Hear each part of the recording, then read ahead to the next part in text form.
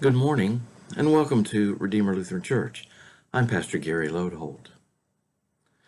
St. Paul's listing of the fruit of the Spirit in Galatians can be split into three groupings.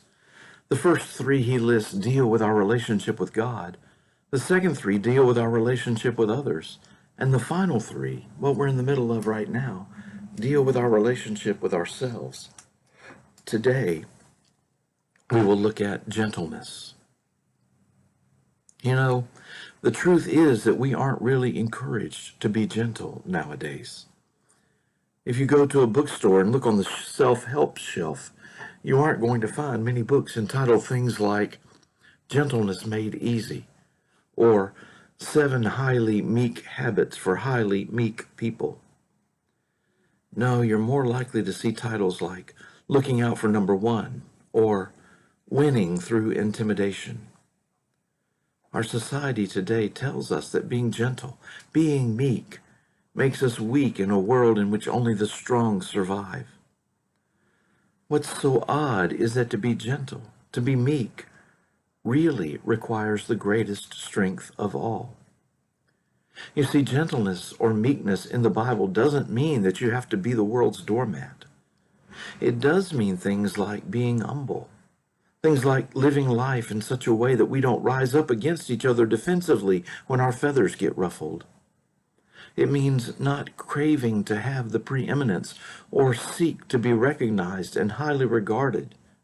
And instead, in everything we do, we should live in such a way that all the recognition and all the preeminence is given to God. Once again, Jesus on trial, standing silent and accused, is our model here. Have you ever thought how easy it would have been for Jesus to strike back at those who tortured and mocked him? Can't you just imagine the things Jesus could have done to them with all his powers? All he had to do was to speak a word and it would be done. But no, Jesus responded with gentleness. Rather than strike back, he stood there and received the pain.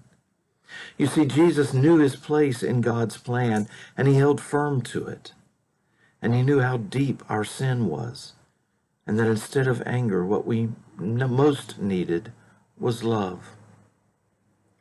And in gentleness, self-sacrificial, strong gentleness, love was what he gave.